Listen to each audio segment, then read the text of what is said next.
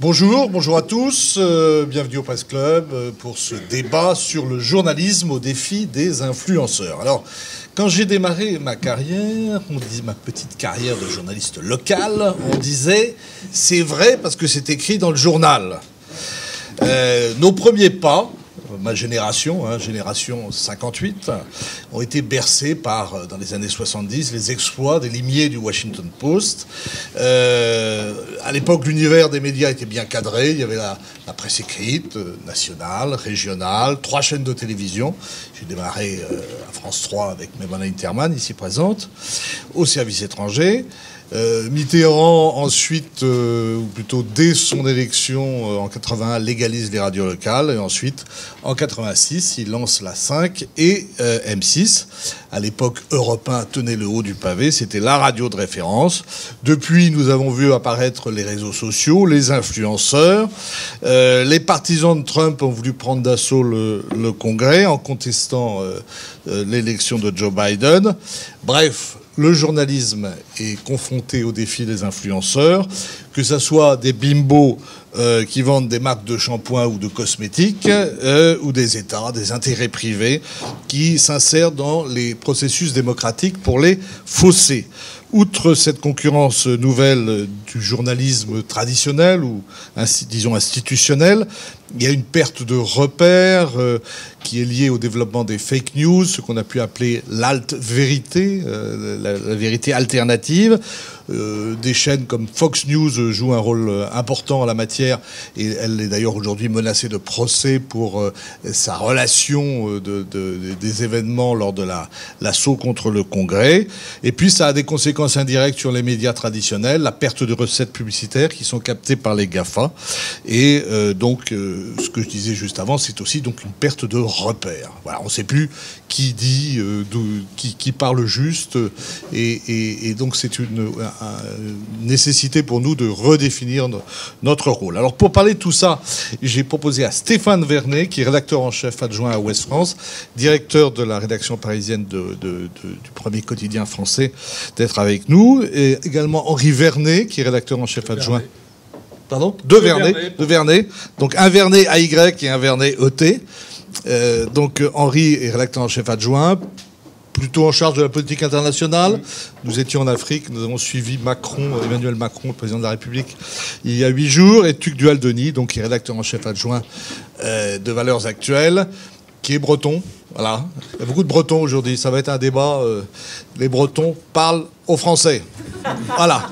Alors donc ma première question que je vous pose peut-être à chacun d'entre vous, c'est que Andy Warhol avait dit un jour, tout le monde a le droit à son quart d'heure de notoriété. Voilà. Aujourd'hui, avec les réseaux sociaux, c'est le cas.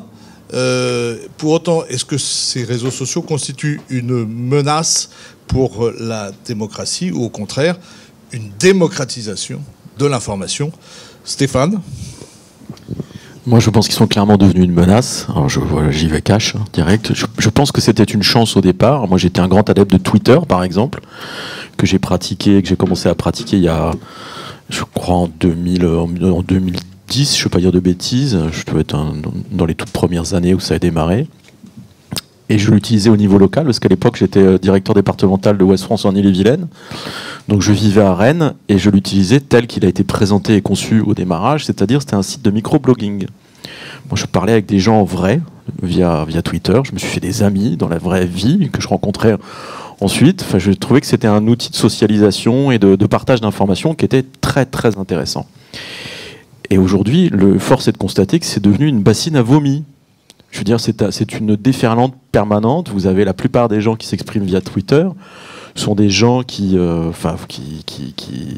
prônent la haine. Je trouve que c'est devenu quelque chose de très violent. C'est un outil que je continue à utiliser au quotidien parce que c'est l'outil privilégié des communicants, des journalistes, des politiques. Donc pour moi, c'est une source d'information. Donc j'y vais, mais je ne tweete quasiment plus. Parce que je trouve que l'esprit de départ n'est plus là. On est dans une espèce de diktat de l'instantané. Et je trouve que c'est quelque chose, effectivement, au lieu de rassembler, ce sont devenus des outils qui servent à fragmenter, je trouve, la société et dresser les gens les uns contre les autres. Tout ça a été amplifié par l'usage qui est fait des algorithmes qui vous isolent, et vous avez en fait toutes sortes de gens qui vivent au travers des réseaux sociaux aujourd'hui, qui s'imaginent en fait que comment dire ça, c'est-à-dire que à partir du moment où vous ne voyez plus les contenus que de gens qui pensent la même chose que vous, parce que c'est ce que les algorithmes vous donnent à voir, vous avez très vite le sentiment que votre point de vue ou votre façon de voir les choses est partagée par la Terre entière. Ce qui est totalement faux, en fait. Donc ça isole au lieu de rapprocher. Moi, je trouve. Oui, Joël Denis. Je pense quasiment exactement l'inverse. Nous, je vois bien, en tout cas, que c'est un vecteur de lectorat très important, et j'imagine que c'est pareil pour toutes les autres marques de presse. C'est-à-dire que il y a quasiment 20 à 30% de notre trafic sur le site internet qui provient des réseaux sociaux, et sûrement que des gens qui ont un compte Facebook mais voilà, n'ont pas les moyens d'aller dans un kiosque ou de s'acheter un abonnement numérique, viennent vers nous, et j'imagine vers d'autres marques de presse grâce à cela. Twitter, je pense que c'est vraiment un truc de journaliste, c'est-à-dire qu'il y a quand même pas beaucoup de comptes Twitter en France rapportés à la population, et je pense que les journalistes ont tendance à surestimer l'importance de Twitter, parce que, bon, j'avoue que moi, je suis complètement addict à ce réseau social-là, et que j'y passe beaucoup trop de temps, et que je pense que c'est très mauvais à titre personnel, mais très bon à titre professionnel. C'est-à-dire que je perds énormément de temps à scroller mon compte et mes abonnements Twitter, mais en revanche, si on en fait une utilisation entre guillemets un peu raisonnable, c'est une très bonne source d'information. Et en revanche, moi je pense que l'intérêt vraiment principal des réseaux sociaux, c'est de toute façon de nous bousculer. C'est-à-dire que j'imagine qu'on parlera peut-être aussi du rapport du journalisme aujourd'hui avec la Macronie, mais je crois pas du tout aux prérequis, pas aux prérequis, mais aux avantages a priori du journaliste qui serait le seul capable de décrire la réalité, qui est le seul capable d'analyser un événement. On voit bien que... Avec rigueur. Oui, mais même avec rigueur, enfin, je veux dire, il y a des gens qui, effectivement, dans une manifestation, vont faire un live tweet, qui sont pas journalistes et qui disent les choses peut-être avec moins de biais, parfois, bizarrement. Évidemment qu'il y en a d'autres où c'est n'importe quoi, etc. Mais il y en a aussi qui disent les choses avec moins de biais qu'un journaliste pourrait le faire avec sa pseudo-science ou son pseudo-background. Et je trouve que voilà, les réseaux sociaux, au contraire, ça nous bouscule, ça nous oblige à être rapide, parce que de toute façon, les consommateurs, les lecteurs, eux, veulent de l'info en direct. Et c'est à nous effectivement de concurrencer ceux qui pratiquent les deux points de vue diamétralement opposés, donc c'est parfait, c'est bon pour le débat. Bah, c'est parfait. Et Henri, donc tu fais la synthèse. Synthèse, exactement, parce que moi je suis nuancé, je suis entre vous deux. On pourrait dire que je suis centriste, hein, bien que n'étant pas breton dans la salle. Ni démocrate chrétien. Pourquoi c'est plus nuancé? Parce que bon, ils ont à la fois un bon aspect, les réseaux sociaux, ils sont utiles. Alors c'est un peu une tarte à la crème. On a quand même beaucoup cité les révolutions arabes qui ont été permises, qui se sont répandues. Enfin, si ces populations, si ces opinions ont pris, non pas les armes, mais en tout cas ont chassé leurs dirigeants dans des dictatures ou des autocraties, c'est parce qu'il y a eu les réseaux sociaux. Quand je dis c'est une tarte à la crème, c'est parce que peut-être qu'on a exagéré ce rôle des réseaux sociaux. Néanmoins, que ce soit en Égypte, en Tunisie, dans d'autres de ces pays qui ont connu ces mouvements-là, qui ont peut-être mal tourné par la suite, mais en tout cas dans ces moments-là, 2010-2011, les réseaux sociaux ont été utiles.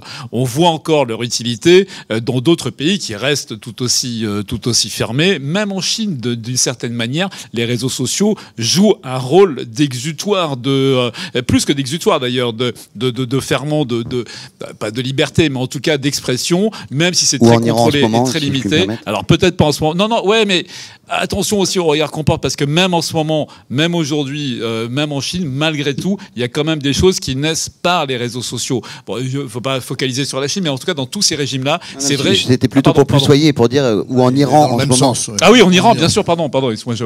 Oui, bien sûr, et en Iran, encore, voilà, c'est un parfait exemple, l'Iran. Donc, sur tous ces aspects-là, les réseaux sociaux ont évidemment un rôle tout à fait Donc utile. ça, c'est le plus. Ça, c'est le plus. Après, là où c'est nuancé, c'est qu'à chaque fois, on pourra toujours trouver le côté positif et le côté plus nuancé. Par exemple, par rapport à ce que disait Tugdual sur le côté reporter de l'immédiat des gens. Aujourd'hui, n'importe qui peut se dire journaliste. Alors, entre guillemets, journaliste, hein, vous avez ça et ça suffit. Vous faites votre vidéo, vous faites votre photo, vous mettez un post et ça y est, vous êtes un journaliste. Alors, évidemment, avec toutes les réserves de mes camarades sur lesquelles que j'approuve totalement. C'est-à-dire un journaliste peut-être sans sens critique. Néanmoins, c'est quand même un témoin. Eh bien, là aussi, il y a le positif et le négatif. Par exemple, nous, on a vécu les Gilets jaunes il y a 3 ans. Dans les Gilets jaunes, moi, j'avais été frappé par le nombre de documents, de témoignages. Alors, évidemment, les violences policières, mais pas seulement, de témoignages qui sont sortis immédiatement sur les réseaux sociaux, par le biais de gens qui étaient en direct dans l'action. Bien souvent, ils ont été contredits immédiatement parce que il y a une subjectivité évidente de ce qu'on peut voir sur les réseaux sociaux. C'est-à-dire que ce n'est qu'un moment, il n'y a pas toujours le contexte. Donc, le côté positif, c'est d'être des témoins immédiats. Le côté négatif, c'est que vous n'avez pas de contexte et donc toutes les manipulations sont possibles. Et un exemple très connu, en tout cas dans nos milieux, c'est celui de Tahar Bouaf, qui après a fait la carrière que l'on sait, pareil, carrière entre guillemets, notamment avec la France Insoumise, qui filme donc l'affaire Benalla, qui est déclenchée par ce film, après par cette vidéo où on voit le sieur Benalla tabasser des gens qui sont simplement en train de prendre un pot sur une terrasse parisienne. Et on a vu l'affaire que ça a déclenché. Sans les réseaux sociaux, est-ce que cela serait arrivé? Alors évidemment, c'est à la fois positif et très négatif, parce qu'après, il y a toute une manipulation il y a tout un engrenage. Ça signe la fin de l'état de grâce d'Emmanuel Macron. Oui, donc, au bout d'un an. Bien sûr, et qu'il a payé. Ouais. Voilà. Et dernier point, donc ça aussi, c'est le côté néfaste, c'est que ce côté un petit peu spontané, presque amateur qu'on décrivait les uns et les autres, il a laissé la place largement à une utilisation étatique, à une menace d'État des réseaux sociaux. Hubert évoquait à l'instant, on était donc ensemble en Afrique il y a 8 jours. Avec Macron dans cette tour. On va y revenir. Mais voilà, parce que là, il y a une guerre de l'information. Mais cette histoire, quand même, je voudrais juste sur l'affaire Benalla, moi, peut-être à contre-courant, j'ai toujours eu le sentiment que c'était monté un peu en épingle, que c'était une affaire de corne-cul, instrumentalisée par le Sénat, dont le président Larcher voulait apparaître comme le premier opposant d'Emmanuel Macron. Il a d'ailleurs complètement retourné sa veste là depuis. Mais bon, en tout cas, la question que je voudrais vous poser, c'est est-ce que nous ne sommes pas un peu aussi responsables de cette défiance à l'égard des médias traditionnels? Je me souviens, je pense que même là, tu étais là, les derniers vœux de François Mitterrand, il était assis sur sa chaise. Il était malade, c'était la fin, et il nous disait, vous verrez que cette défiance que vous avez entretenue à notre égard se retournera contre vous. C'est le cas aujourd'hui. Et donc, je voulais poser à Stéphane Vernet cette question. Il y a eu cette histoire incroyable de ce déjeuner avec le chef de l'État, déjeuner avec une dizaine d'éditorialistes, auquel Stéphane était présent. Il y avait un seul représentant de la presse régionale, le plus gros, en quelque sorte, le plus important. Et ça a été très, très vite dénoncé sur les réseaux sociaux, alors que c'est une pratique assez traditionnelle d'être invité ou d'inviter des hommes politiques, et également le chef de l'État qui reçoit à l'Élysée pour des confidences en off. Et néanmoins, ça a été extrêmement critiqué. Donc, je ne sais pas comment tu l'as vécu, Stéphane. Moi, je l'ai vécu assez mal, mais avec beaucoup de surprises, parce que je ne m'y attendais pas. C'est-à-dire que quand vous êtes invité à participer à un déjeuner à l'Élysée avec le chef de l'État, je pense que tout journaliste, notamment normalement constitué et qui suit la politique, son premier réflexe, ça va être de dire oui. C'est-à-dire que moi, à aucun moment, je me suis posé la question de savoir si j'étais dans les clous ou pas par rapport à la déontologie. Est-ce que ça posait un problème ou pas? C'est-à-dire que c'est une pratique qui est très courante. Je veux dire, on le fait très régulièrement avec toutes sortes de politiques. Alors dans des cadres plus ou moins institués, etc., à travers des groupes informels, Hubert et moi, on fait partie d'un groupe d'éditorialistes de la presse quotidienne régionale qui sont basés à Paris, et on voit très très régulièrement des politiques. Donc moi, quand on me propose... Marine Le Pen aujourd'hui, pour ne rien cacher. Voilà, ce midi, on déjeune avec Marine Le Pen.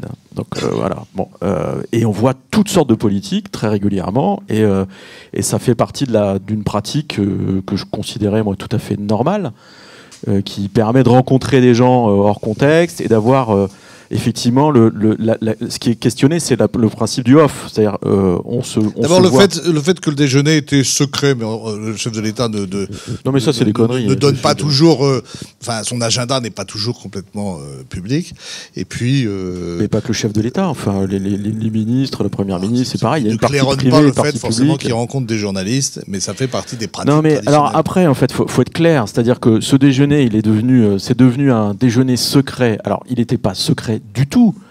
Non mais il était off, ça c'est clair, mais il a été présenté comme un déjeuner secret. Moi je veux bien, hein, mais en fait il était secret pour qui? Il était secret pour les gens qui n'étaient pas invités. C'est-à-dire qu'ils n'étaient pas au courant. C'est ça que ça veut dire un déjeuner secret. Donc primo. Donc voilà. Donc faut arrêter avec ce genre d'hypocrisie. Deux, il y a le côté ah bah oui mais c'est off, le président distille ses éléments de langage. Oui, mais il le fait. Supposons que les journalistes n'aient pas de recul pour être capables de prendre de la distance.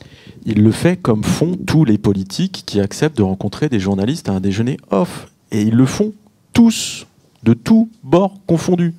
Donc derrière, quand moi je vois monter au créneau Clémentine Autain qui dit c'est scandaleux, que le vieux monde est fébrile, etc. Clémentine Autain, moi j'ai déjeuné avec elle le 17 octobre. Voilà. Quand je vois Manuel Bompard qui renvoie dans les dents à Benjamin Duhamel en direct sur le plateau de BFM en disant ah ben moi je vous parle pas de votre déjeuner avec le président de la République, ben il a raison Manuel Bompard de pas le faire, parce que moi je pourrais sortir la date aussi du jour où j'ai déjeuné avec lui. Et je veux dire, on le fait sans arrêt. Donc la question, et là je pense que Tuc Duhal aussi va pas être de notre avis. Mais juste pour terminer, moi je pense que le truc est monté en épingle. Le débat a changé de nature aujourd'hui. Non, mais le truc est monté en épingle parce qu'il y a eu un enchaînement, un emballement médiatique. Je ne vais pas revenir sur l'enchaînement en question, mais enfin il est très simple. Hein. Il y avait Ève Roger qui a fait un sujet sur France 5 qui était très bien fait, en fait, hein, dans lequel elle expliquait ce genre de pratique. Elle a juste oublié de dire qu'elle-même pratiquait ce genre de déjeuner. Mais pour le reste, tout était bon. Derrière, vous avez Edwy Plenel qui a rebondi, qui a fait sa pub sur les réseaux sociaux en disant « Oh là là, c'est du journalisme de gouvernement ». Et c'est parti en sucette. Mais pourquoi? Parce qu'on a 2 jours... Le déjeuner, il se tient à 2 jours de la première manifestation, première mobilisation contre la réforme des retraites. Et le truc est totalement instrumentalisé. C'est-à-dire que vous avez de plus en plus maintenant sur les réseaux sociaux de commentaires du genre, puisqu'on est critiqué maintenant pour tout ce qu'on écrit. Avant, c'était pas le cas. Donc, journalisme de cours, etc., etc. Donc, qu'en penses-tu? Alors nous, on a eu un gros débat à la rédaction suite à ce fameux déjeuner en conférence de rédaction un mercredi. Et figurez-vous que moi je vous ai défendu parce qu'effectivement il y avait une espèce de colère un peu bas de gamme, j'ai trouvé de certaines personnes du journal qui oubliaient effectivement qu'eux-mêmes faisaient des déjeuners off à Tire-Larigot et peut-être étaient un peu déçus de ne pas avoir été invités.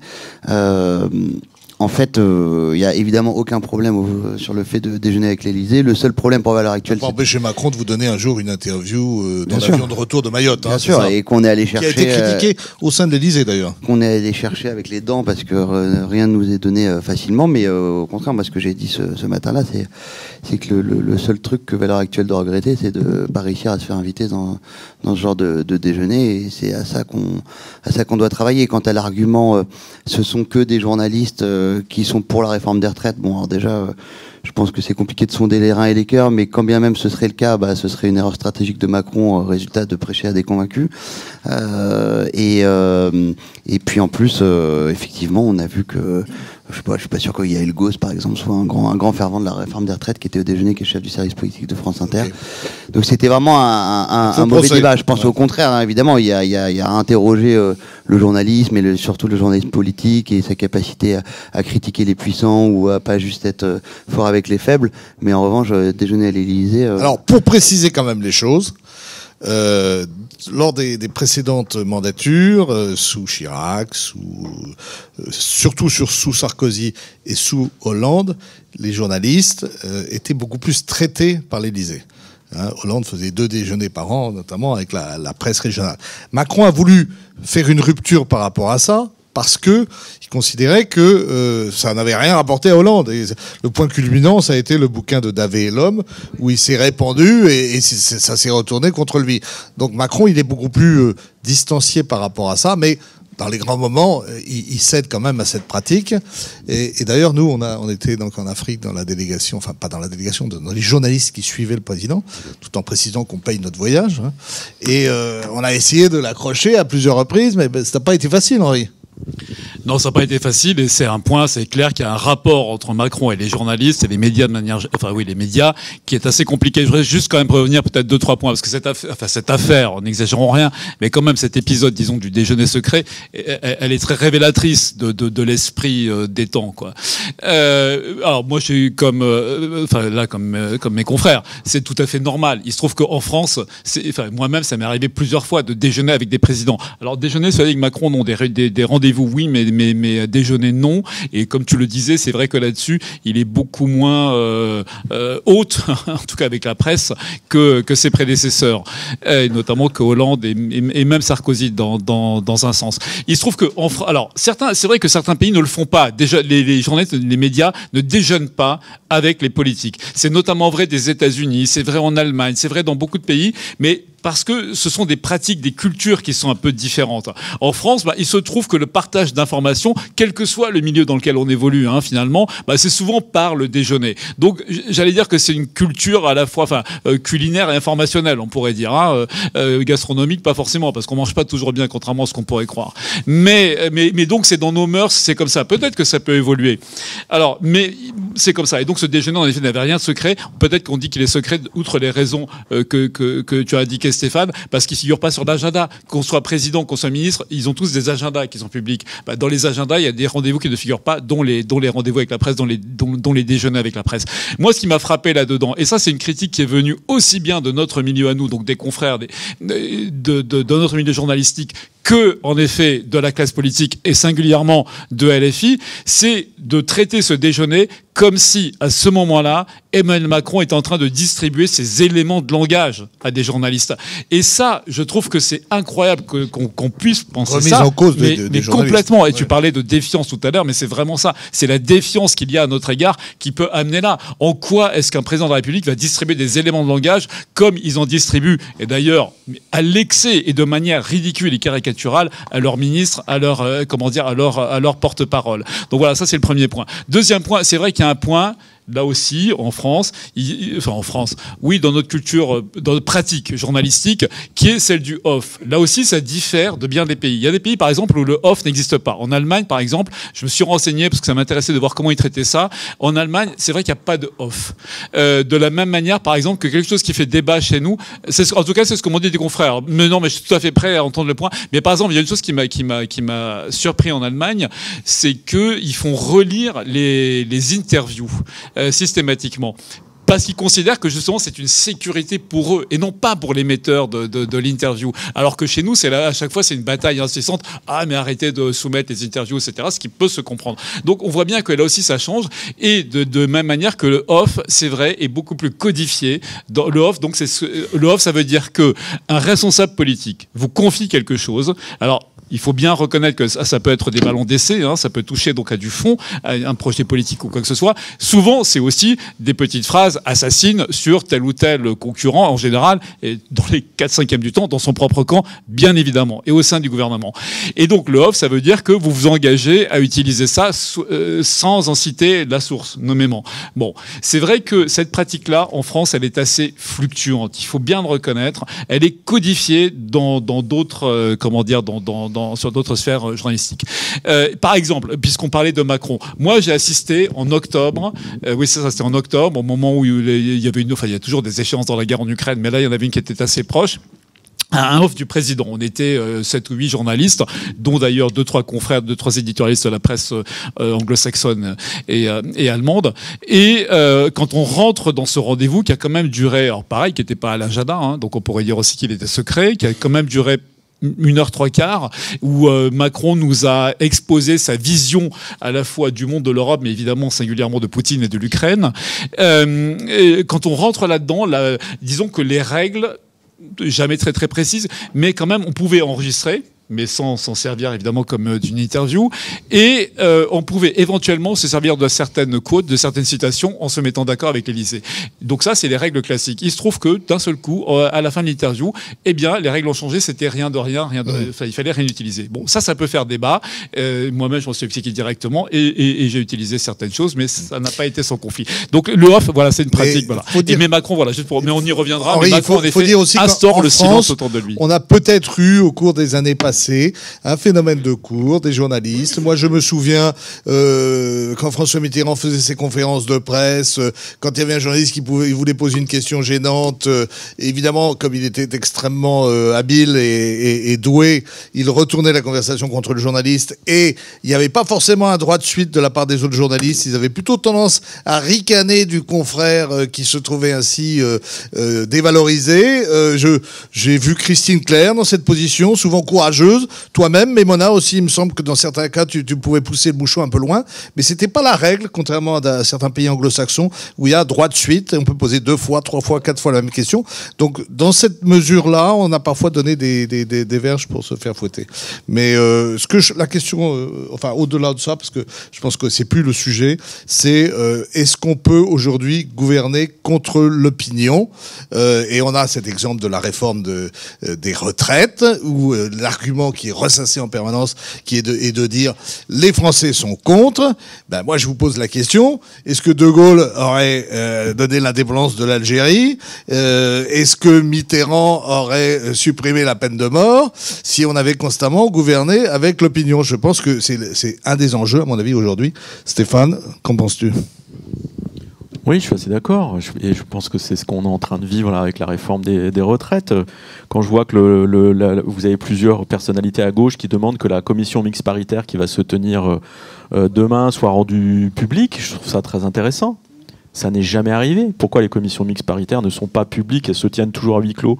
Parce que c'est un lieu de négociation.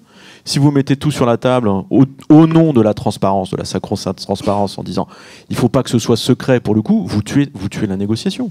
Donc demandez à ce que la commission mixte paritaire soit rendue publique au nom de la transparence et de la démocratie. En fait, c'est le meilleur moyen de la faire avorter. Elle ne pourrait pas aboutir. Donc voilà. Et là, on est aujourd'hui dans une séquence, pour répondre à ta question, Hubert, où en fait, on voit bien qu'il y a toute une mécanique qui s'est mise en place qui tend à démontrer ou à tout faire, à faire en sorte de démontrer par l'absurde que la loi, le processus parlementaire, la loi est totalement illégitime. Et tout est fait dans les oppositions pour démontrer que le président un processus qui avait commencé dès l'élection de Macron, c'est-à-dire que la France insoumise remettait en cause sa légitimité au prétexte qu'il n'aurait été élu que par une minorité, et qu'au premier tour il ne faisait pas suffisamment de voix. Et maintenant, en gros, on dit, alors que Chirac, lui, n'avait pas mis la réforme des retraites dans son programme, et pourtant il l'a fait, ça s'est mal terminé en 95. Là, Macron en a parlé, mais on dit non. Les Français n'ont pas voté pour ça, n'ont pas voté pour son programme, ils ont voté contre Le Pen. Voilà, donc à mon avis, un détournement de sens. C'est ça, mais alors moi je dis attention, parce que c'est-à-dire que sous couvert de défendre la démocratie et de prôner la démocratie en disant tout ça est antidémocratique, c'est illégitime, en fait, cette mécanique est extrêmement dangereuse. C'est-à-dire qu'elle est en train de saper ce qui reste de notre démocratie, qui est déjà pas très en forme, en fait. Hein. Toute l'histoire autour du déjeuner secret, la façon dont on présente les choses et dont elles sont instrumentalisées et perçues par l'opinion sur la base, excusez-moi, d'un certain nombre de biais, j'insiste. C'est-à-dire que ce qui est raconté autour de cette histoire de déjeuner secret ne correspond pas à la réalité. Enfin, on va pas y revenir, mais la façon dont les choses sont perçues jette le discrédit aussi sur les journalistes. Et quand vous jetez, en fait, toute cette mécanique qui est en train de tourner en boucle, elle a pour effet de jeter le discrédit sur tout le monde, toute la classe politique, les journalistes. On met tout le monde dans un grand sac et on dit ces gens sont en pleine collusion, et c'est tous des pourris, etc. Mais attention, c'est-à-dire que, je veux dire, là aujourd'hui, on a un certain nombre de règles, on a un système qui vaut ce qu'il vaut, mais qui fonctionne, et qu'on est en train de battre en brèche. Qu'est-ce qui reste après ? Qu'est-ce qui se passe en fait si finalement on décidait que tout le travail parlementaire n'a aucune valeur, que ce président qui veut faire une réforme contre les Français n'a aucune légitimité et que c'est la rue qui doit reprendre la main?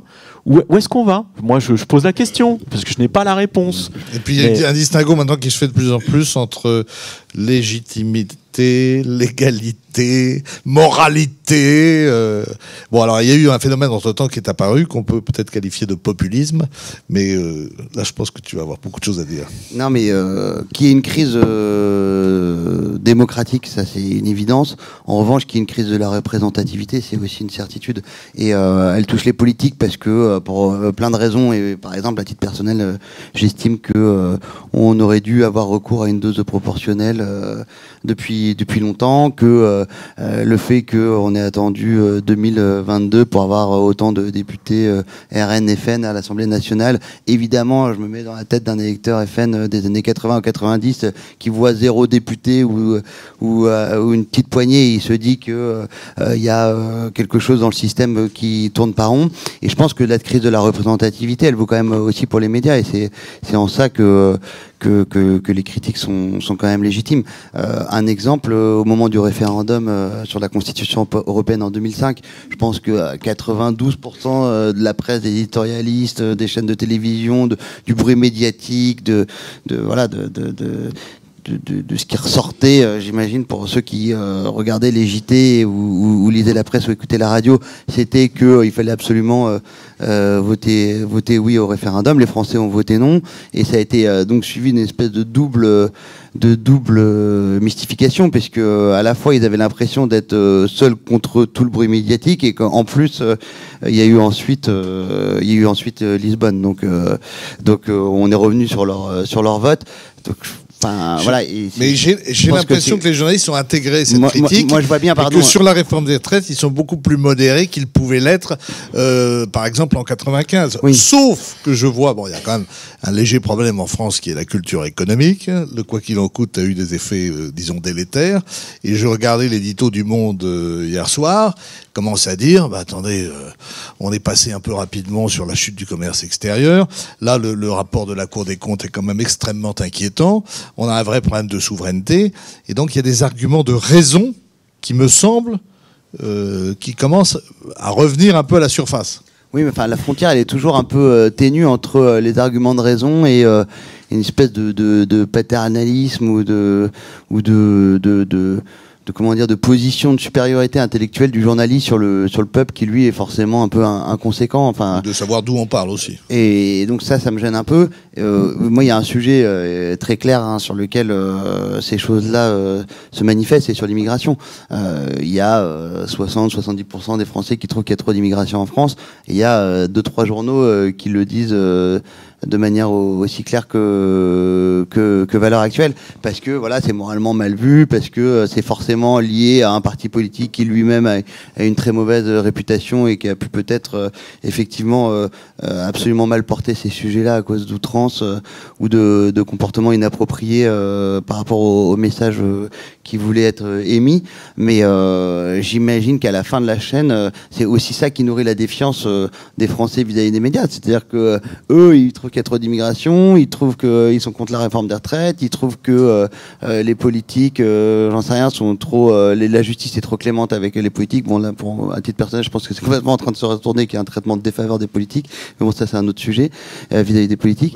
Même des criminels, enfin, de la délinquance. Ouais. Oui, voilà, mais qu'il y a un laxisme judiciaire, et en fait, ils retrouvent pas ça dans les médias qu'ils allument, quoi. Oui. Crise de représentativité, je suis entièrement d'accord, quoi. Ça, c'est très clair, c'est ce dont on souffre. Et du coup, il y a un paradoxe, parce qu'on a l'impression que, par exemple, sur les retraites, puisque c'est le sujet duquel on est parti, il y a en effet des journées, des longues heures, des nocturnes, des semaines entières qui sont consacrées là-dessus au Parlement, donc à l'Assemblée et au Sénat. Et que pour autant, il nous apparaît que le débat manque. C'est vrai que c'est l'impression qu'on peut avoir, puisque notamment si cette affaire se termine jeudi par un vote au 49-3, c'est-à-dire que finalement tout aurait été en quelque sorte annihilé par cette arme constitutionnelle, non pas antidémocratique, mais en tout cas peu propice à une vraie démocratie parlementaire vivace, néanmoins constitutionnelle. Et donc on se dira, si ça finit comme ça avec un 49-3, j'imagine que énormément de gens seront frustrés. Mais pour revenir à notre ce qui nous intéresse, quoi, sur les médias et la concurrence, ben justement, du coup, où se fait le débat? Ce qui était frappant, si on reste sur l'exemple des retraites, hein, c'est de voir enfin, quand je dis les joutes, c'est un mot un peu sophistiqué c'est plutôt des bagarres de chiffonniers, quoi, des vraies bagarres qui se sont passées justement sur les réseaux sociaux. Quand on voit un député qui écrase la tête d'un ministre en ballon, bon, c'est-à-dire que le débat se fait avec des arguments quand même assez primaires et en effet sur les réseaux sociaux. Et alors oui, c'est vrai qu'il y a un manque que cette crise du parlementarisme, donc de la représentativité, parce que c'est ça veut dire qu'on a notamment un Parlement qui ne joue pas assez son rôle. Moi j'ai toujours été, mais ça fait maintenant des années, des décennies, je veux pas non plus trop me vieillir quand même, mais ça fait longtemps que je suis frappé par le fait que nos parlementaires, quelle que soit la majorité en place, passent leur temps à faire des lois. Alors peut-être vous allez dire que décidément je me réfère un peu trop à ce qui se fait à l'étranger, mais si je compare quand même avec les démocraties parlementaires, bon, même si la France a un régime particulier avec la 5e, néanmoins on a quand même un parlement. Et ben qu'est-ce qu'ils font les parlements des grandes démocraties? Ils font du contrôle, ils font du contre-pouvoir. Bien sûr qu'ils font aussi des lois, qui créent aussi des lois, qui font des réformes, heureusement, et il en faut, mais au moins la moitié du temps est consacré au contre-pouvoir, c'est-à-dire au contrôle et et à l'appréciation des politiques qui sont menées. Et ça se fait pas assez en France. Est-ce que ça se fait assez dans les médias? En effet, peut-être pas. Même si par exemple, si on reprend les gilets jaunes, à la limite, on pourrait dire que ça a été un peu l'inverse, c'est-à-dire que nous journalistes, peut-être conscients qu'on a peut-être raté des trains à certaines époques. Tu parlais de 95, Maastricht. 2005. Ouais, alors 2005, moi, il se trouve que je suis du Parisien. Le Parisien, on est quand même les premiers en 2005 à avoir passé le sondage qui donnait le non au référendum. Et je me souviens, j'avais eu un coup de fil de Delors, en gros, qui se trouve qu'à l'époque, je dirigeais la politique, qui en gros, m'accusait nous accusait, nous, le Parisien, d'être antidémocratique, quoi, et de donner trop la place au petit facteur. Le petit facteur, à l'époque, c'était Besançon qui menait un peu la fronde contre ce référendum avec un grand facteur qui était quand même Fabius, il ne faut pas non plus l'oublier. Mais donc ce que je veux dire, c'est qu'en 2005 quand même déjà nous on avait essayé de faire la part des choses, et d'ailleurs quand on faisait il se trouve qu'il y a un institut qui chaque année regarde quels sont les lectorats des différents journaux, comment ils votent, et pour l'instant le Parisien a toujours correspondu à l'électorat français de manière générale. On retrouve autant de LR, PS, macronistes aujourd'hui, le péniste, etc. Bref, que dans la population. Donc ça fait quand même un certain temps qu'on essaie de faire la part des choses, mais tu as raison, disons que c'est plus frappant depuis les Gilets jaunes. Hein, ça, c'est bien de rappeler ça et de parler des Gilets jaunes, enfin de rappeler quand même que la presse joue son rôle. Mais il faut aussi rappeler que Macron, il a vécu une révolte sociale pendant 2 ans, qui était celle des Gilets jaunes. Donc on va voir si effectivement il n'arrive pas à faire voter la loi et qu'il la passe au 49-3. Moi j'écoutais ce matin les commentaires de la CGT, c'est quand même assez inquiétant et c'est très menaçant. Et donc il y a un côté fanfaron chez Macron qui consiste toujours à dire même pas peur. On va voir ce qui va se passer. On a un inconscient collectif qui est quand même très marqué par la Révolution en France et qui en permanence met le problème de la rue au devant des réflexions. Rappelez quand même que les réformes Hartz en Allemagne, ça a été 2 ans de manifestations ininterrompues dans toutes les grandes villes allemandes. Donc la vraie... Mais par ailleurs, que Marine Le Pen n'a pas voulu chevaucher la révolte des Gilets jaunes. Donc aujourd'hui, qui va incarner ce rejet et ce refus, c'est toute la question, Stéphane. Moi, je pense que, enfin, ça n'est que mon avis, mais je pense que les alertes qui sont formulées par beaucoup de gens et de tous les bords, elles vont toutes dans le même sens. C'est-à-dire que là, à l'heure où on se parle, cette crise, elle profite directement à Marine Le Pen. C'est une autoroute à 4 fois 2 voies qui lui est ouverte pour 2027. Je veux dire, c'est là que ça se passe. C'est ce que dit Martinez, c'est ce que dit Berger, c'est ce que disent les gens de la majorité dans les fameux déjeuners off ou en coulisses. Ils font tous la même analyse.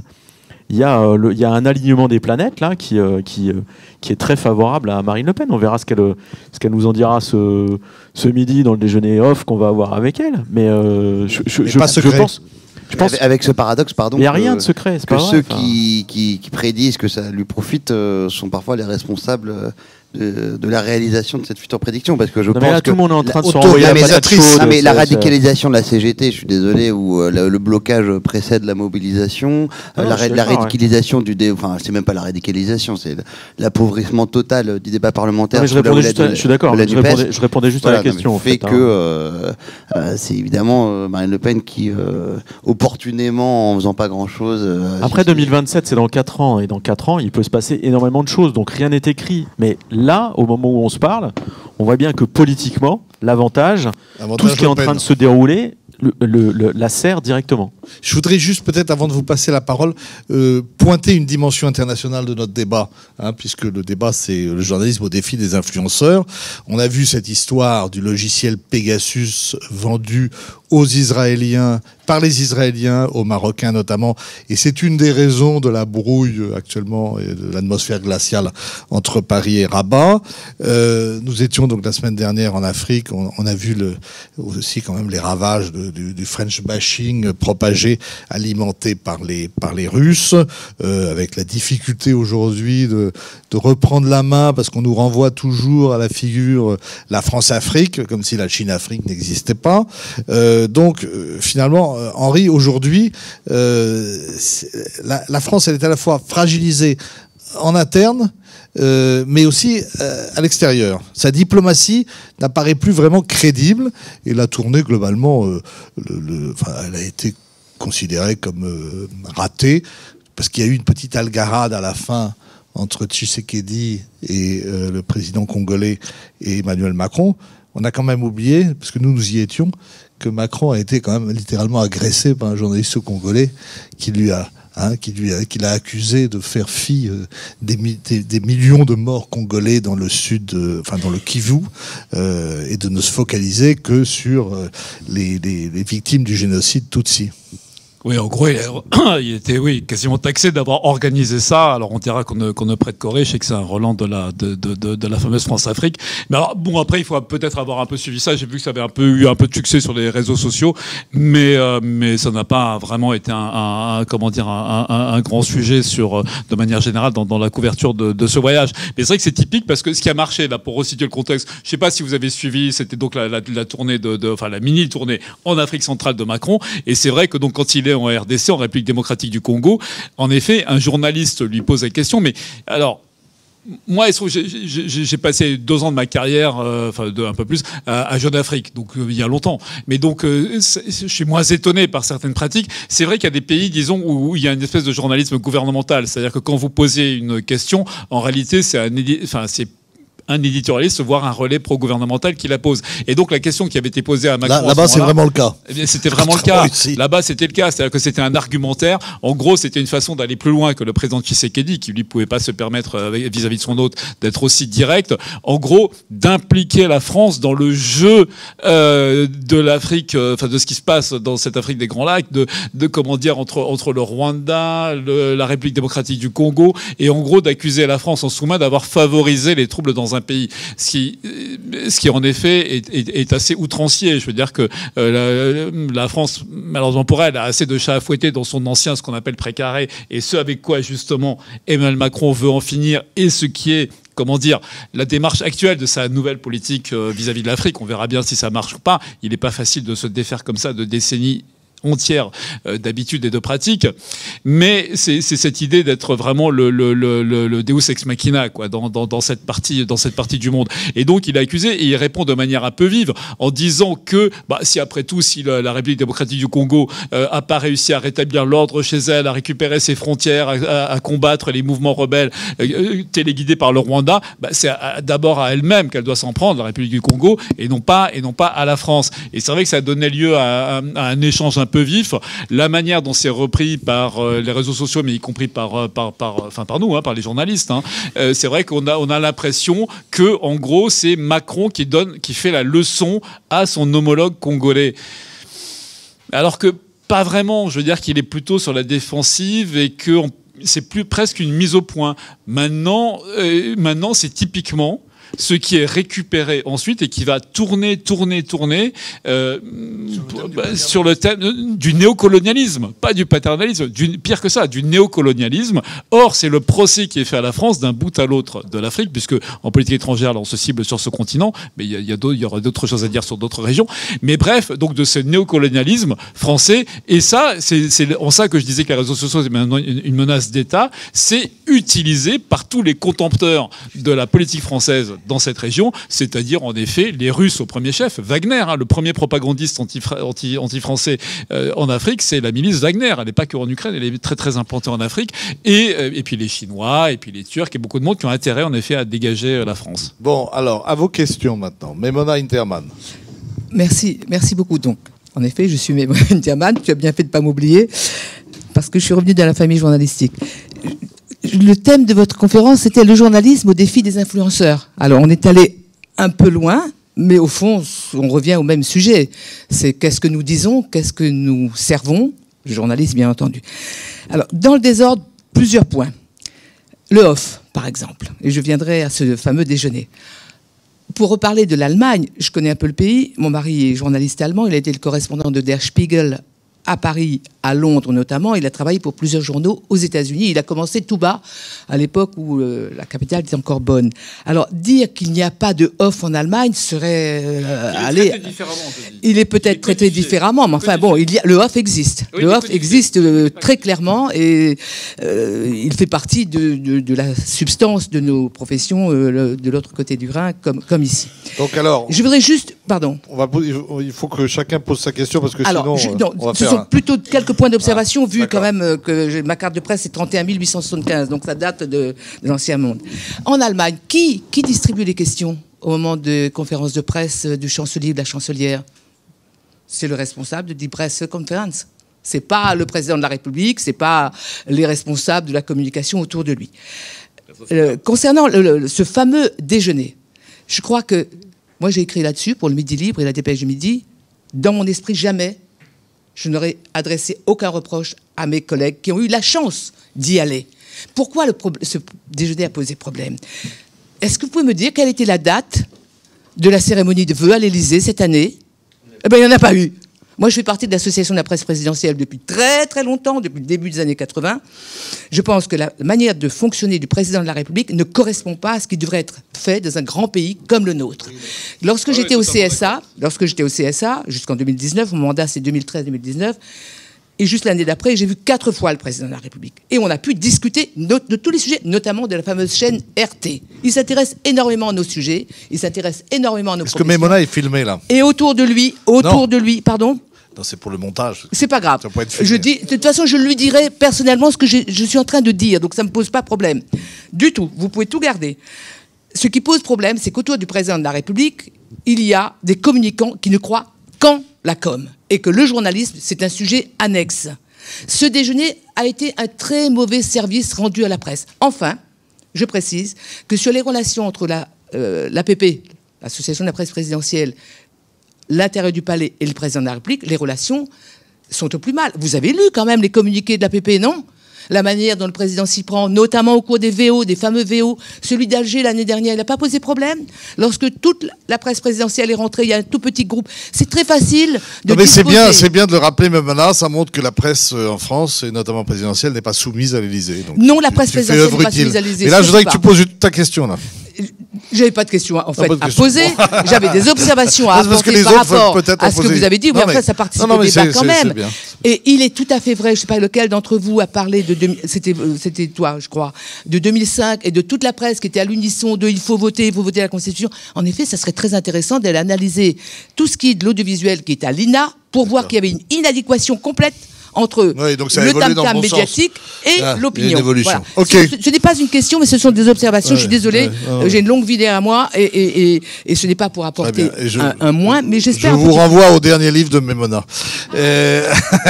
Hélène. Ou non, monsieur, je sais pas, allez-y. Après Hélène. Et puis... Francis. Allons-y. Allez-y, monsieur. Oui, merci. D'abord, je vous remercie pour le débat que vous nous offrez. Il est brillant, il est intéressant. Par contre, il y a un mot que vous n'avez pas prononcé dans vos échanges jusqu'à présent. C'est ce qu'on appelle la propagande. Moi, je pense que actuellement, l'État fonctionne par effet d'annonce, provocation et propagande.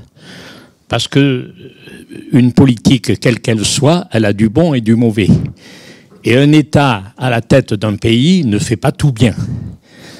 Et je pense que la notion de démocratie que vous avez évoquée, Monsieur Vernet, vous ne savez pas trop où ça pourrait aller. Je veux bien, mais quand même, le peuple de France, dont nous sommes tous, dont nous faisons partie, il a ses logiques, il n'est pas idiot, il a du bon sens, et donc la question alors gouverner contre le peuple, c'est quand même délicat. Alors, je voulais savoir ce que vous pensez de ce qu'on appelle la propagande. Est-ce que vous n'avez pas l'impression Question est destinée à qu'actuellement qui, c'est le monsieur cas? Vous la posez à qui, la question? À Stéphane à tout Vernet? le monde, à vous Moi, je tous. viens donner un élément de réponse. Non, à vous tous. Merci.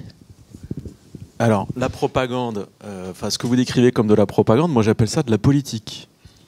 C'est-à-dire que vous avez un gouvernement qui fait sa com, etc., qui essaye de faire passer ses messages. Est-ce que nous, journalistes, notre boulot, c'est de relayer la propagande? Si c'est le cas, il y a un problème, mais c'est pas ce qu'on fait. Et je veux dire, on a parlé de 2005, du référendum, etc. Il y avait une écrasante majorité d'éditorialistes qui étaient pour le référendum. Les Français ont voté non. Notre boulot à nous, c'est pas de dire aux gens ce qu'ils doivent penser, c'est de leur donner des éléments. On peut exprimer les opinions, on peut leur dire, voilà, en fonction du contexte, mais chaque citoyen est libre de ses décisions. Est-ce qu'on relaie la propagande du président de la République ou du gouvernement quand on va déjeuner à l'Élysée avec le président et qu'on donne des éléments? Après, je veux dire, chacun fait les choses à sa façon. C'était super intéressant de voir que Acrimed, par exemple, a tapé à bras raccourcis sur les participants à ce déjeuner. Et pour prouver à quel point il y avait collusion, etc., ils ont publié le verbatim intégral de l'édito de Yael Gauze, publié de France Inter le lendemain. Et dans cet édito, Yael Gauze disait, voilà, sur la réforme des retraites, à 2 jours du truc, le président pense que, voilà ses intentions, Emmanuel Macron estime que, etc. Le truc est sourcé. Et Acrimed réussit à dire que oui, mais en fait, comme c'est de l'oral, on ne sait pas qui parle, et donc, en fait, c'est pas clair du tout. Alors que c'est hyper clair. Ça peut pas être plus clair. C'est très tordu comme raisonnement. On nous a beaucoup reproché de on dire, a une extrême gauche très voilà, puissante et c'est un des non, mais rares c'est un truc exemples de en dingue. Europe Si vous voulez, d'un pays où l'extrême gauche a gardé toute son importance et ses pratiques là, on parfois va un au peu bout du staliniennes. bout de la mauvaise foi. C'est quand même un truc extraordinaire. Il n'y a pas plus clair que cet édito d'Yael Gauze, mais Acrimed qui a décidé qu'en fait tous les gens qui étaient à ce déjeuner étaient forcément des pourris et qu'il y avait collusion et qu'on était justement des relais de propagande, arrive à vous dire qu'en fait non, c'est pas clair. Si, Okay. lisez-le, c'est un truc de dingue. Moi, Bon. par exemple, on nous a beaucoup reproché en fait d'avoir repris les éléments de langage du président sans distanciation. Moi, il se trouve que la semaine où j'ai déjeuné avec le président de la République, le mercredi précédent, j'ai déjeuné avec Éric Coquerel. Le lendemain, j'ai petit déjeuner avec Laurent Berger. Le vendredi, j'ai déjeuné avec Elisabeth Borne de Matignon. Et le mardi suivant, je déjeune avec le président de la République. Et il reste mince. Mais non, alors, c'est mon problème. J'arrête pas de grossir, c'est une catastrophe. Mais qu'est-ce que j'en fais?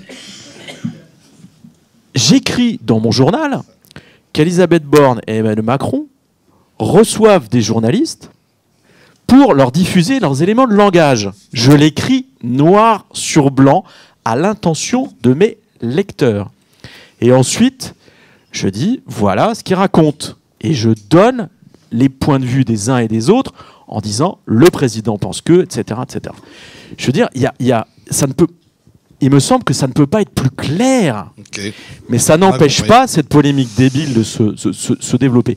Notre métier à nous, c'est de retranscrire la parole des uns et des autres. Et moi, quand je fais ce papier, je cite Laurent Berger, je cite Elisabeth Borne, je cite Emmanuel Macron. Je veux dire, je vois pas où est la polémique. Et encore une fois, à la fin, c'est le lecteur qui doit se faire son opinion. Ok, Stéphane. On va passer à la question suivante pour accélérer, parce que je crois qu'il ne nous reste plus que 5-10 minutes de débat maximum. Hein. Allez-y, allez-y. Oui, Bon, allez-y, question suivante, là. Question suivante. Allez, je vais être un peu directif. Alors, allez-y. Allez-y, madame, allez-y. Lancez-vous, vous avez le micro. La publicité se sert des influenceurs pour mettre en valeur leur marque. Les États, les entreprises, les institutions, les organisations se servent des journalistes pour mettre en valeur leur communication. Certains journalistes se servent de leur idéologie pour créer un média comme Valeurs Actuelles et distiller un racisme latent. Donc ce n'est pas 70% des Français qui détestent les immigrés, puisque déjà ils se marient ensemble et ils font des enfants. La question c'est comment les 70% des Français vont pouvoir retrouver leur confiance et avoir moins de défiance envers les journalistes. Je voudrais savoir quels sont vos outils. Merci. Réponse de Tugdual Denis qui était attaqué là directement.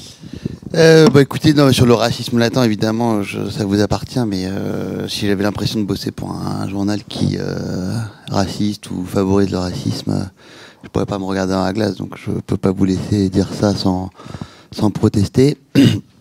J'ai pas dit 70% des Français qui détestent les immigrés, j'ai dit 70% des Français qui pensent qu'il y a trop d'immigration. Ça, c'est des sondages, hein, je veux dire, c'est pas moi qui travaille à l'IFOP ou au CSA.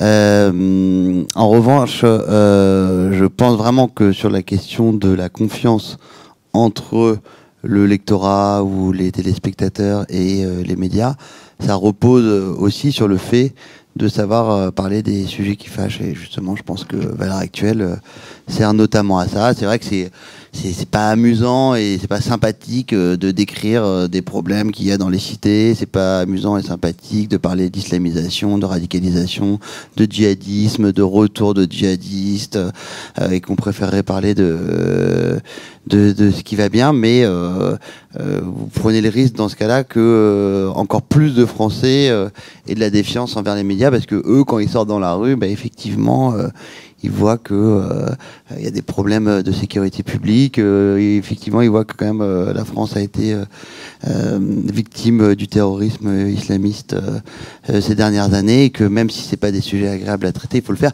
Et d'ailleurs, honnêtement, il n'y a pas du tout que Valeurs Actuelles qui le fait. Alors nous, on met une focale particulière là-dessus, mais les autres médias ont bien compris que c'était des vrais sujets aussi. Ok, une dernière question, Hélène. Oui, alors moi, ce qui m'a semblé très intéressant dans tout ce que vous avez exprimé, c'est qu'il se pose une question. Où est la réelle entrave du travail des journalistes ? Bon, alors avant, effectivement, on disait c'est le pouvoir. Mais maintenant, c'est fini. L'entrave à la liberté de la presse, ce sont les réseaux sociaux.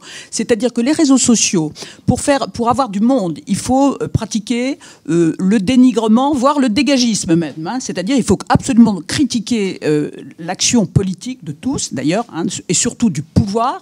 Et c'est ça qui est majoritaire pour eux. Pour faire de l'audience aussi, hein, il faut dire des choses désagréables et demander, hein, et essayer d'éliminer le pouvoir en place. C'est comme ça. Moi, j'ai vécu des trucs terribles avec les réseaux sociaux, des menaces. Rushan Today, un jour, j'étais appelée par un ami, hein, qui me disait « Hélène, tu as des menaces de mort sur RT ». Bon, voilà, tout simplement parce que j'avais dû prononcer... Surtout à la télévision, quand vous apparaissez sur un écran de télévision, il faut savoir qu'après vous êtes dans la... Absolument. Alors là, vous êtes dans la mire, hein, dans la ligne de mire, hein, des réseaux sociaux qui disent « Oh là là, celle-là, qu'est-ce qu'elle a dit ? C'est honteux. Elle a dit un mot agréable sur Emmanuel Macron. C'est interdit aujourd'hui. Aujourd'hui, le politiquement correct, c'est fini. Ce qui triomphe, et ce que je m'amuse à appeler, moi, c'est le politiquement correct, c'est-à-dire le pili-pili, l'épice qui est la plus mordante, la plus piquante. Et c'est ça maintenant qui a remplacé le politiquement correct, c'est démodé le politiquement correct. Même Marine Le Pen, quand elle y a adhéré un petit peu, elle a un peu reculé parce qu'effectivement son électorat disait comment il faut être poli, on n'a plus le droit de protester, on n'a plus le droit de demander le dégagement de quelqu'un, etc. Et ça, je pense que c'est un grand danger et que les réseaux sociaux sont devenus un très grand danger pour la presse. Et pour moi, je veux savoir ceux qui sont d'accord avec ça. J'ai senti que vos sentiments étaient un peu, enfin, vos points de vue étaient un peu différents les uns des autres. Et je voudrais savoir ce qu'il en ressort finalement. Est-ce que réellement les réseaux sociaux sont un danger? Pour moi, c'est oui, parce que je l'ai vécu et on se raconte maintenant. Et je vous signale que pourquoi la presse est à ce point-là dénigrée. Chaque fois que j'en parle à des gens, ils sont tous d'accord avec moi. Ils me disent, mais les journalistes, vous êtes forcément contre, vous êtes contre, et vous ne vous exprimez que comme ça. Voilà ce que j'entends. Ok, Hélène, alors, chacun, on est obligé de terminer ce débat. Chacun va répondre d'un mot à ta question. Je pense qu'il faut relativiser leur influence et c'est pas un concours de menaces, mais bon, moi, je peux vous dire que tous les jours, je me fais traiter de tous les noms sur Twitter par Pinocchio72 ou Pim Pam Poum 42, quoi. Et qu'il faut pas regarder, en fait. Bon, Stéphane. Et moi, je suis d'accord avec ça, c'est ce que je disais au début. Voilà, j'ai pas changé d'avis. Je pense que les réseaux sociaux, en fait, nous amènent à voir les choses par le petit bout de la lorgnette. C'est l'excellent exemple qui a été cité tout à l'heure à propos du voyage du président en Afrique. On est dans la caricature, et voilà. Et la différence, c'est que tous journalistes, non. Le boulot d'un journaliste, c'est de remettre l'info dans son contexte. Ce que ne font pas les réseaux sociaux, c'est-à-dire que c'est pas une accumulation ou une enfilade de petites phrases en 140 signes ou de petites vidéos, etc., sorties de leur contexte, qui font du sens. Tout ça n'a pas de sens. Et notre boulot, ça devrait être de donner du sens à l'info, en fait. Et c'est ça notre métier. Et donc moi, c'est pour ça que je pense que le métier de journaliste, il a de l'avenir, parce que les réseaux sociaux ne font pas ça. Alors juste sur le terme danger, non, moi je suis pas d'accord avec ça. Une menace, oui, ça on l'a dit au tout début. Danger, non, parce que ça voudrait dire qu'il faudrait le réguler et de manière assez générale. Moi je pense vraiment que toute atteinte à ce qui quand même ressemble à de la liberté, même si c'est une liberté qui peut nous gêner, même si c'est une exubérance qui peut nous gonfler très clairement, eh bien elle existe et donc laissons-la et n'entravons pas, parce que c'est jamais bon quand on commence à entraver. En revanche, et moi aussi ça m'est arrivé de recevoir des menaces et tout. Maintenant, ou en tout cas d'être pourri sur les réseaux. Ça m'est arrivé au début pendant la dernière campagne présidentielle au tout début. Mais sincèrement, c'est peut-être le temps qui passe. Mais franchement, je m'en fous complètement. Au début, ça m'affectait un peu quand je voyais des trucs, comment on appelle ça, des shitstorms qui commencent. Une fois, ça m'a affecté, mais ça a duré un quart d'heure. Et c'était il y a quelques années. Maintenant, franchement, je m'en fiche et je pense que mes confrères, c'est pareil. Donc, un danger, non. En revanche, il y a une réponse à ça, c'est le sens critique. Moi, je trouve que ce qui manque le plus aujourd'hui, c'est le sens critique de chacun. C'est de pouvoir évaluer les choses. Ce qui me frappe, parce qu'on parlait de Twitter au début, ce qui m'amuse souvent, et encore récemment, c'est que sur Twitter, des gens qui sont censés, qui prétendent être des gens avertis d'esprit, etc., mais sont les premiers à tomber dans le panneau du premier degré, sont les premiers à faire preuve de la plus grande naïveté. Et ça, à chaque fois, à la fois, ça me concerne et ça me rassure. Je dis que les grands esprits sont pas si grands qu'on pourrait le croire. Un mot sur Mona a raison quand elle souligne la difficulté de travailler avec Macron. C'est vrai que là, on parlait de cet incident à la conférence de presse sur le voyage en Afrique. Non, le truc le plus embêtant, c'était que alors qu'on lui a demandé un off tout au long on a eu quelques mots échangés, mais sans plus, alors qu'on lui demandait d'avoir un échange assez direct comme ça avec les journalistes, d'assister à des moments de vérité et qu'on n'a pas pu parce que ces communicants, alors vous diriez propagandistes, moi non, ce terme-là, laissons-le au régime qui savent faire de la propagande. En France, Dieu merci non, et aussi on est là quand même pour ça, pour malgré tout y résister. Après, vous pouvez apprécier si oui ou non on y arrive. Mais en tout cas, des organisateurs, oui, de l'isolement, d'une espèce de secret, d'une espèce de prépondérance du président. Ces communicants sont pénibles, il faut bien dire le mot, organisent. Bon. Et par exemple, ou absents. Et c'est vrai qu'à un moment, il y a eu une déambulation là, un soir, le dernier soir du voyage en Afrique, de Macron avec avec des artistes et autres, et avec des échanges assez étonnants, d'où la presse a été écartée. Et ça, c'est totalement anormal. Et on l'a fait savoir, on le lui a dit, c'est anormal. Et c'est vrai que les rapports sont difficiles, voire parfois conflictuels avec lui. Et dernier mot pour madame qui disait, vous avez parlé des influenceurs, etc. Et vous dites, et les régimes se servent des journalistes. Mais j'espère que non, quand même. Il y a cette tentation, bien sûr, qui voudrait se servir de nous. Mais j'espère quand même qu'on essaie d'y résister. Là où je vous rejoins, c'est vrai que l'un des problèmes, c'est que notre profession, même si elle change beaucoup, hein, mais peut-être qu'elle ne ressemble pas assez à ce qu'est la population française. Peut-être qu'elle n'est pas assez ouverte, qu'elle n'est pas assez, qu'elle ne correspond pas assez au véritable tissu de notre société. Et ça, en effet, c'est une question. Et peut-être aussi que c'est pour ça que les réseaux sociaux prolifèrent, parce que nous, rédaction, on n'a pas su tout au long de ces années, assez ouvrir, assez favoriser. À la diversité. Oui, la diversité, mais ça, c'est un mot un peu valise. Mais tout simplement, à des gens... moi, je me souviens, quand j'ai commencé ce métier, allez, on sortait tous du même moule. En gros, on avait fait Sciences Po, on avait fait machin, et voilà, et puis on devenait journaliste, parce que... Et puis qu'en plus, on n'avait pas trop de problèmes, donc on pouvait pas... Enfin, bon, bref. Pitié, disons qu'on se ressemblait. Non, il faut pas être... Pas trop d'autoflagellation, quand même. Non, c'est pas d'autoflagellation. Dans ce vieux pays judéo-chrétien, nous sommes des spécialistes. Mais entre l'autoflagellation et le fait d'ouvrir un peu les portes et les fenêtres, il y a une marge, et on le fait, oui. Malgré tout, c'est vrai que ça se fait aujourd'hui de plus en plus. Il y a de plus en plus de médias. Et je voudrais quand même citer, pour d'abord remercier Henri, Tugdual, Stéphane pour leur participation à ce débat. Et je voudrais citer quand même, pour finir, une figure emblématique qui est de notre profession, qui est la journaliste philippine, Maria Ressa, qui est prix Nobel de la paix en 2021, et qui a révélé en 2016 comment les hommes politiques utilisaient Facebook comme arme de désinformation.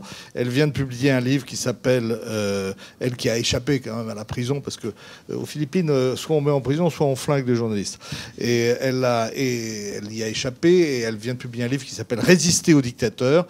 Et il faudrait quand même, à force d'autoflagellation, ne pas oublier qu'aujourd'hui, il y a une vraie compétition dans le monde entre les démocraties et les démocratures, et que ça n'est pas gagné pour la démocratie. Donc prudence, et en tout cas, merci à tous, merci à vous tous de nous avoir écoutés, d'avoir participé à ce débat. Merci.